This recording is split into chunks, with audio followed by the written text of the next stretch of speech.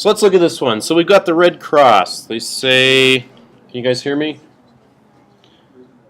Red Cross says about 11% of the U.S. population has type B blood. A blood drive is being held at your school. The real key theme to this last part is us deciding about our two special random variable probability models. Whoa, that's a lot of words. We've got random variables, straight up random variables, continuous and discrete ones. This week we learned about two special ones. What were the two kind of special probability models we learned about this week? Binomial, I said it like 6 times today, right? And the one we haven't seen yet, which you guys read about last night, is geometric. Geometric is like really easy to use, really easy. The question is, can you pick one from the other? So that's what we're going to do with a bunch of these examples. We're not only going to do it, we're going to try to decide which one is which. That's key. Key to success on the AP exam. So, the American Red Cross says about 11% of the population has type B. Question 1 says, how many blood donors should the Red Cross expect, so it's an expected value, to collect from until it gets a donor with type B blood? Is that geometric or is that binomial?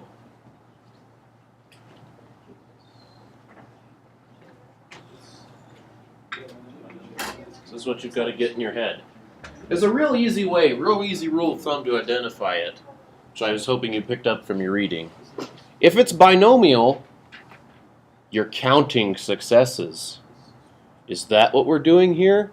Or are we waiting to get our first success? The key here is it says this, until. That's waiting. So this is not binomial, it's geometric. They want the expected value of geometric. So, what's the expected value? It's going to be 1 divided by, and the expected value of geometric, just like we went over the proof for that. The proof in the book for geometric is even easier if you looked at it. You guys remember it? It's 1 over P, exactly. 1 over the probability of success. That's how you want to think about that here. So I'm going to say, I'll make it fancy. 1 divided by the probability of success, which for us is going to be 1 divided by that, which is, I put it in my calculator and I got that. They're going to be waiting for about 9.1 donors until they get one that has type B blood. That's just an estimate, right? It's just a mean wait time, but that's the idea. All right, next. What's the probability the 10th blood donor is the first one exactly? Notice I'm adding extra words to clarify for myself. The probability the 10th blood guy is the first one exactly with type B blood. Is this binomial? Is this geometric? Or is this something else? Are we counting number of successes, waiting for a success, or not either one of those? Isn't this asking for an exact kind of outcome? So I think it's just one from like last week. This is the probability. Let's try to write it out in words that we can understand. Isn't this the same thing as the probability that the first 9 are no or not B? Paraphrase it for yourself. That always helps. This is the probability that, you know, you probably want to spell things right. You know. There we go. Probability the first 9 are not B, then B. Isn't that not B, not B, not B, not B 9 times and then B? Yeah. Not B is how much? Raised to the 9th times the final one is B. There you go. Why is this to a power? Because remember, it's and. This is and. It's the probability the first one's not B, and the second one's not B, and the third one's not B, etc. That's why it's multiplication. It's that multiplication rule. Okay? Stick that in your calculator. You guys want to have your calculator out if you don't already. You should be doing these with me. Make sure I don't make a mistake or something. Yeah? If you don't get them all done, that's fine, but alright, there we go.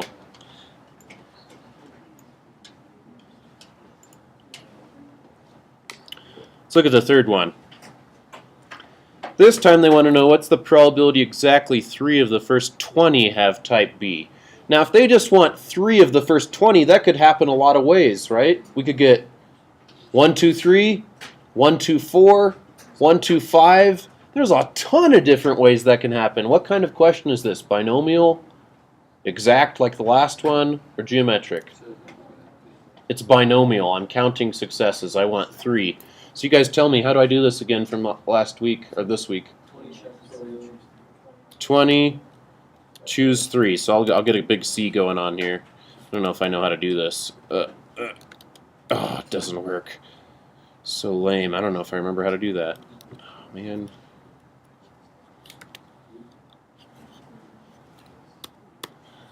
Try again. This is really testing my ability to know things. Let's see. I don't know. I just got to get it once. Oh, sorry guys. Never done this before.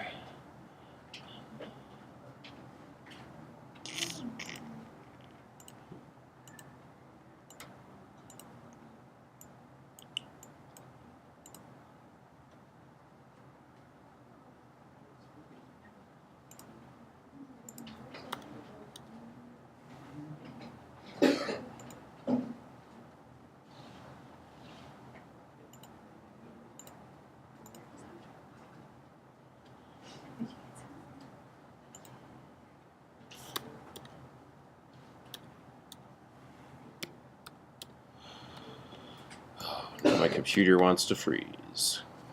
I'm going to do it this way if you guys are okay with that. I can't find the other one.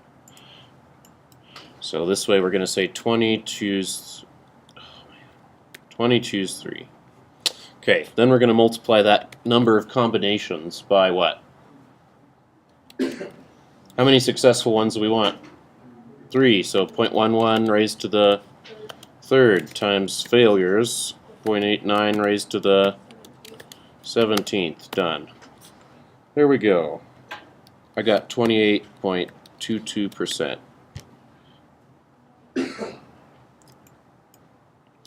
What's the other way to write this out with our calculator? How do I do this with my calculator? Remind me.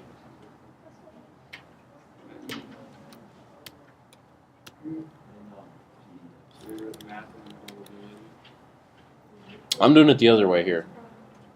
N P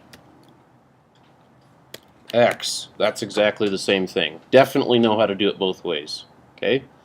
There you go. Alright, number 4 says what's the probability that at least two of the first 10 have type B blood?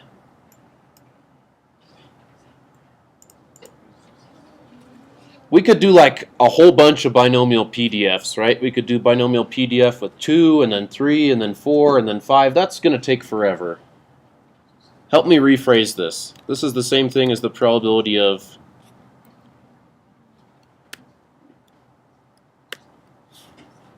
complement. It's the same thing as the probability of what? Of X. What's the opposite of at least 2?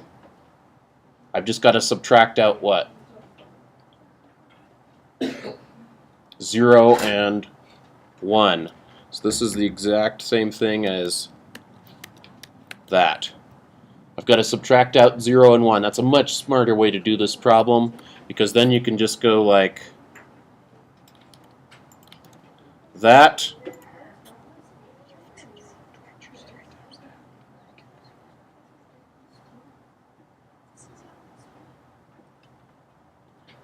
Oh. Yeah, if it reaches the 2 and then the 18. Ah, yes, like yes, this is different. Doesn't ours say exactly? Ours is like 3 out of 20, like 2 out of 20. Exactly. I just typed this differently. What is this number, guys? This is slightly off. 9.3. Okay. Thank you. Thank you, John. So we did it right and everything, though. Okay. So are you guys clear on this? It seems like there were some crickets out there. At least 2. The opposite is 1 minus 0 and 1, which is this. This is much faster to do. So I want to subtract out 20, choose 0. 0, 20. And I also want to subtract out what? 20 choose 1 with 1 success and 19 failures. Does that make sense to you guys?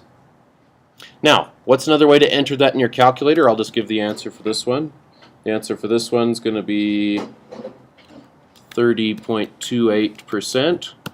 What's another way to do this in your calculator, though? You could go 1 minus binomial CDF. And you could go N, P, X. Those will give you the same thing. I wouldn't rely on CDF and PDF to do everything, though, because if it's slightly different on my test or on the AP exam, you're not going to know what to do. Whereas this is the exact way to do it. That's the number of successes, number of failures, and this is the number of combinations of ways it can happen. That's what that really means, right? This is just calculator jargon. So, there you go. All right, let's look at another question here. If I can get my formatting to work. Questions on that? I mean, I'd be happy to answer a question. If you're unsure about something, let me know. It seems like we've got some uncertainty. You guys have to tell me what you're uncertain about if you are. I guess I could stick one more line in here that would clarify, perhaps. This is 1 minus the probability of x equals 0. Get some big parentheses going here. Plus the probability of x equals 1. And that is this, and that is this. Yeah? So. You guys want to check me? That's real easy to check. Type that in, make sure we get 30.28%. It's the last one. The answer key was slightly wrong.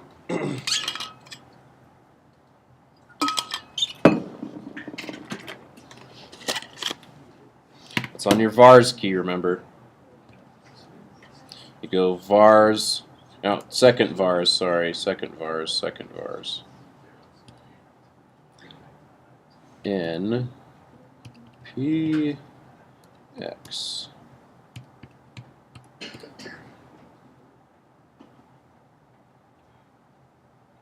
Huh, I'm getting something different, I think.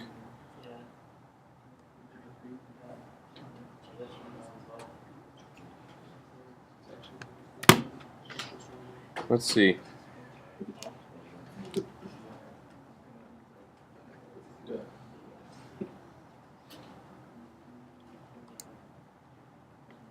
You guys get 33% for the binomial CDF thing?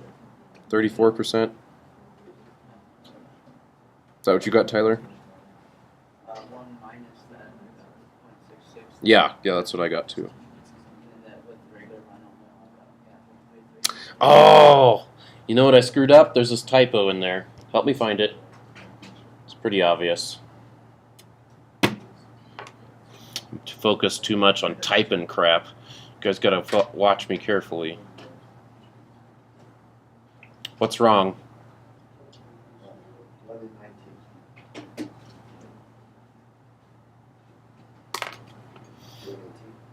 Up here there were 20 blood donors. Oh. You're going to make these mistakes too, though, so, I mean, like, this is 0 and this should be 10 then, right? This is 1 and this should be 9. 10. Let's see if that worked out now.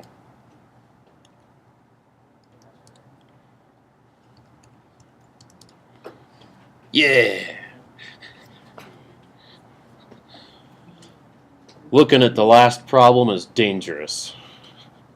Because they asked us about 10 instead of 20 now, so sneaky. You guys good? Is that what was throwing you guys off, the 20? So, alright, we're good to go. That's 30.28%. Alright, so here we go. Next question. The blood drive has 150 people participating. Assuming it's a typical number for a blood drive, what should the mean and standard deviation be? What do you guys think? Binomial in this case or geometric? Counting or weighting? What in here says counting or weighting? You should look for keywords.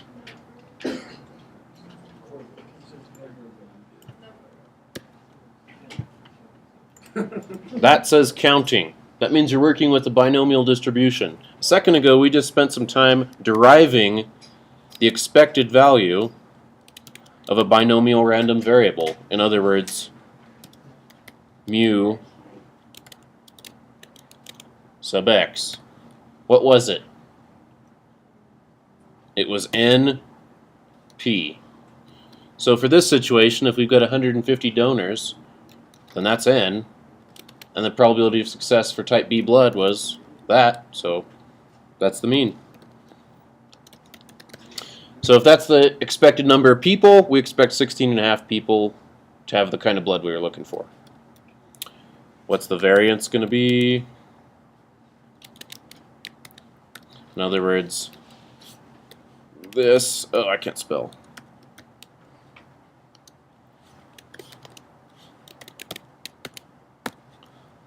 What did we learn a second ago? That was still on the board, I think. Square root NPQ, which for us, if we were expecting 150 people, is going to be the square root of that times, oh, got to go inside my square root. 11 times Q is 0.89.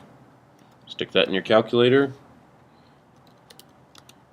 And that's the amount of spread we'd get for variance. In fact, was that variance or standard deviation? I made a little mistake here, so let's just go over here and change this to standard deviation. Because I already took the square root right away, right? So I can get rid of these.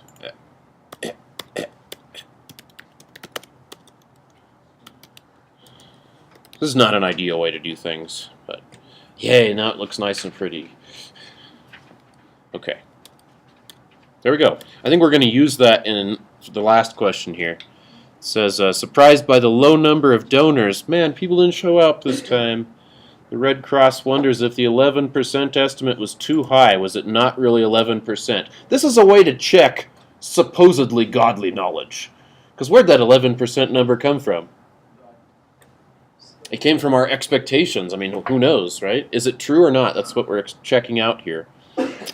So they said they were surprised by the low numbers. So they ask us, how many donors showing up would it take to convince you that that's actually too big? How could you use the mean and standard deviation to decide what would be a good threshold? Yes, Carson, very nice. 2 or 3 standard deviations. Even 2 standard deviations is pretty unusual, right? But between 2 and 3, that's the idea here. So if we had only like, let's see, how are we going to do this? Middle is 16.5 minus, we're going down, right? Minus 2 standard deviations. That is what? Is that 8.84? You guys want to check me?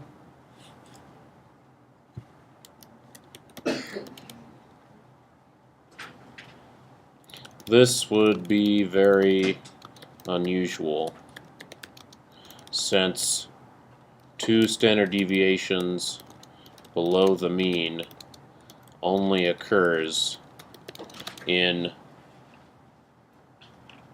68, 95, 2.5% of circumstances, let's say. I can say fancier stuff there, but we don't know it yet. So, does that make sense to you guys? That's pretty unusual. And if we did what Carson said and said 3 standard deviations, that'd be really unusual and you really see. So we should say, so if we see like, I don't know, 8 or less donors showing up, we suspect that the 11% figure is flawed and that not that many people actually have that blood type. Does that make sense to you guys? So, pretty neat. We're finally able to do some pretty good evidential type of things you could use even in a court of law. This is kind of a court of law type of argument right here. So, are we good on that? It was 8.84, right? Okay. I rounded down. You could have rounded up. I mean, this one's kind of wishy-washy. So, let's flip it over and look at the other side. I think we'll do one more of these. So you guys are going to have to help me a little more on this one, I think. This time we got a convenience store. I'm thinking of an episode of Seinfeld here. I won't get off on a tangent, though. We've got a convenience store. The owner suspects only 5% of customers buy a magazine, and he's mad about it. He thinks that he might be able to use the display space to sell something more profitable, like marijuana. Before making a final decision, he decides that for one day he'll keep track of the number of customers and whether or not they buy a magazine. If you think I'm being politically incorrect, I'm just saying what's happening in the world right now. For bad or good. Alright, so we're going to assume 5% is correct. We'll look at that at the end, just like we did with the 11%. So how many customers should we expect before someone actually buys a magazine if it's actually 5%? Are we waiting? Are we counting? How many before? I think before is the key word here, right? That's waiting. So this is geometric. So we will use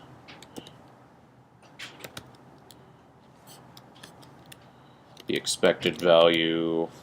It's going to be, oh, I don't want bold. Come on, Microsoft. Work with me.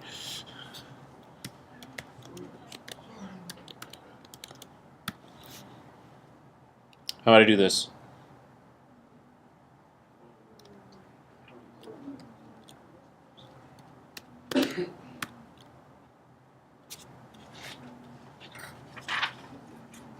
Is that 20?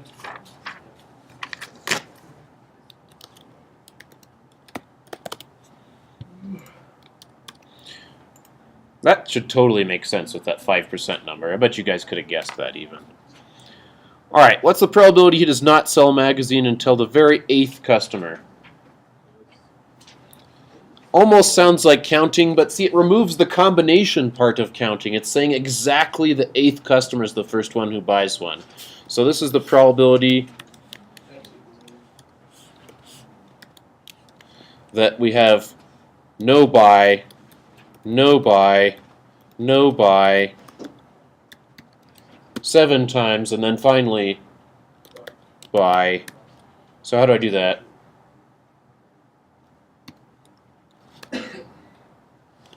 .95 times itself 7 times, right? So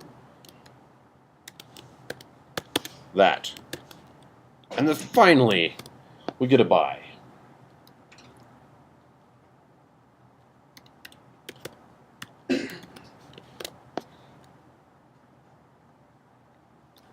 Let's do one more like that. What about the probability that he sells a magazine to precisely the 3rd customer, and precisely the 5th customer, and precisely the 7th customer?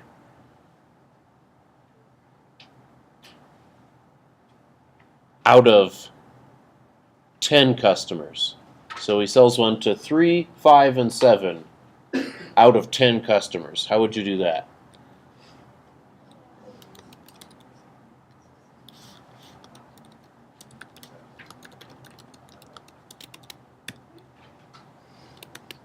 All you got to keep track of is how many he sold. How many did he sell? Does it matter what order I write those in? No, it's multiplication. And then what it's going to go here? 0.95 to what?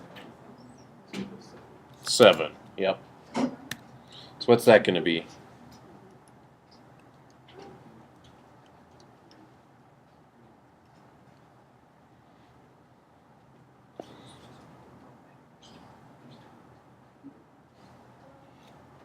I got scientific notation. I got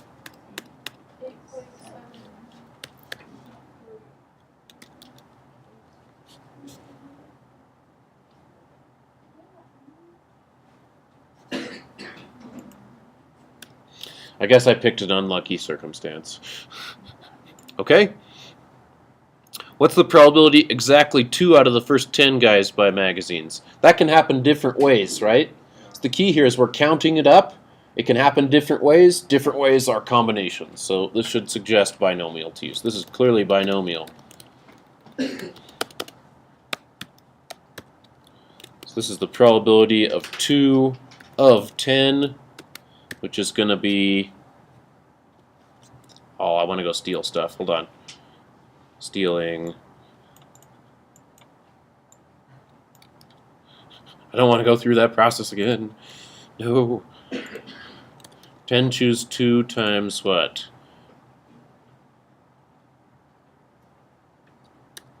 Success is 0.05. 2 successes. 8 failures makes 10 customers. I'm not going to make the same mistake again. What is that? You guys want to do that one for me? What do you get?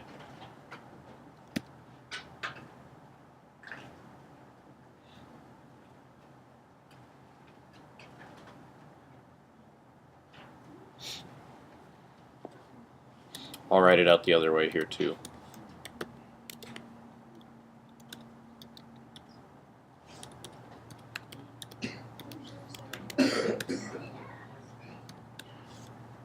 Get this? 7.5% is what you should have got. Let's do one more there just for the heck of it. What's the probability?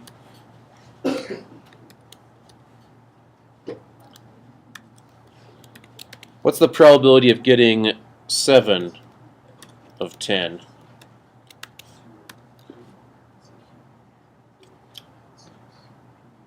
That's going to be 10 customers choosing 7 of them at the same time. 7 people buy a magazine. 3 people don't. What do you guys think? Is this going to be a very high or a very low probability? Use your intuition. It's probably going to be pretty darn low, right? 7 people buying a magazine out of 10. I mean, each one only has a 5% chance. I bet it's going to be like crazy low. What do we get for that?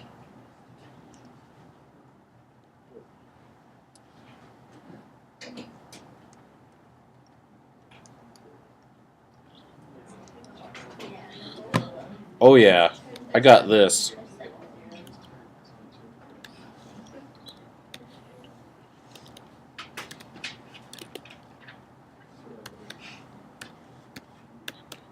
Four, 5, 6, 7.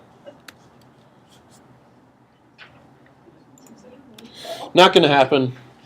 He needs to sell pot, I guess. I don't know. Okay, what's the probability that at least 5 of his first 50 customers? At least 5? Oh man, I don't want to do this. Because you're going to have to do this, right? Aren't you going to have to go like... Probability that X is greater than or equal to 50? Or 5, excuse me. Isn't that going to be like the probability that X is 5 plus the probability that X is 6 plus the probability that X is 7 plus ... plus the probability that X is 50.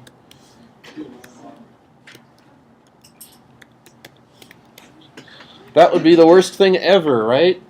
So, be smart. Tell me how to be smart. You might also be able to do this with the normal model, Brandon, actually, if that's what you're telling me. Yeah, you're right. But you can do it like this, too. 1 minus what?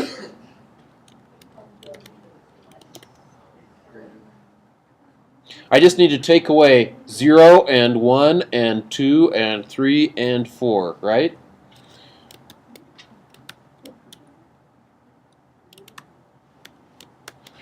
Do that. Now you could do each one of those separately. That'd still be 5 computations, though. What's the fast way to do this with your calculator? CDF. because it's cumulative. N, what's N here? How many customers? 50. P is still 0.05. And we're looking to do 4 and below. 4 and below. If you do that, you're going to get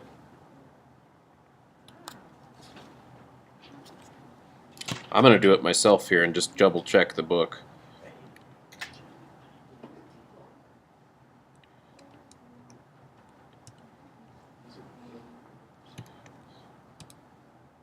%, is what I got. This is 1 minus 0.8964. We're about 10.4%. Okay? So there we go. Let's look at the next question. So let's say we had 280 customers that day. Assuming this day was typical, what would the mean and standard deviation of the number of customers who buy magazines be? Well, we just did this a second ago, right? So we're going to say, all right, so the mean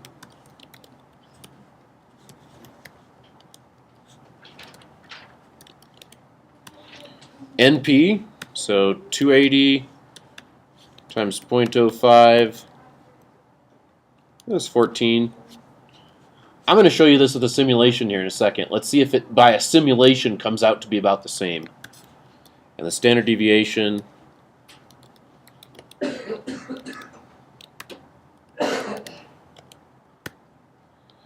square root NP Q square root N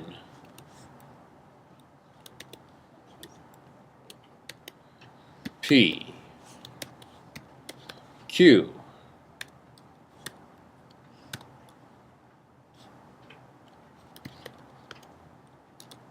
should put some units on here. There we go. We're going to use that to decide about this silly 5% number. So he's surprised by a high number of customers who've purchased magazines. Maybe pot wasn't the best decision. He decided that 5% estimate might be too low. How many magazine sales should it have taken him to be convinced that it's more than 5%? So this time, what should I do?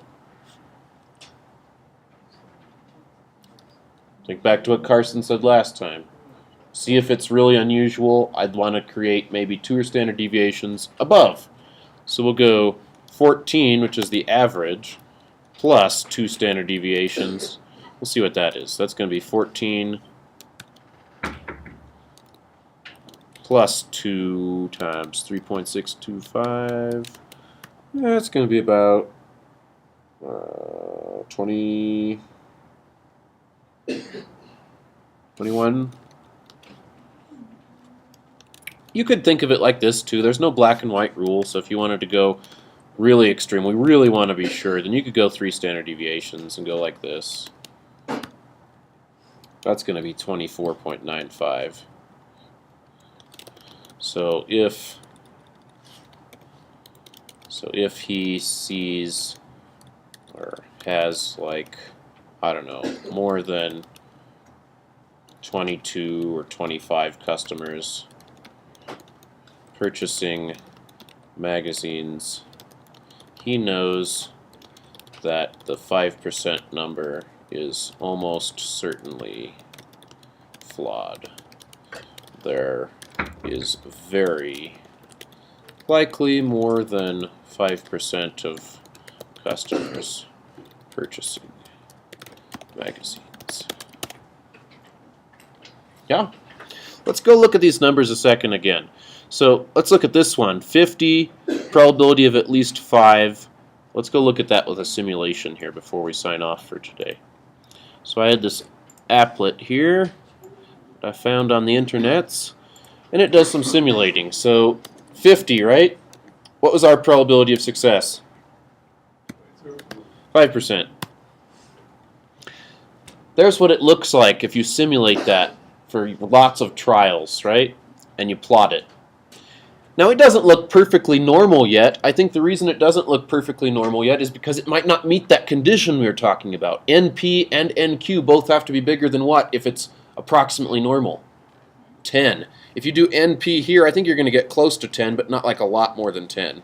50 times 0.05 is 2.5, not bigger than 10. Does that look normal? It doesn't look terrible, but what shape is it? Right skewed. So the z-scores won't fit it and calculate the probabilities correctly. But we could look at this and count. What did we get a second ago for that problem? Probability of at least 5. We got about 10%, right? Look at this.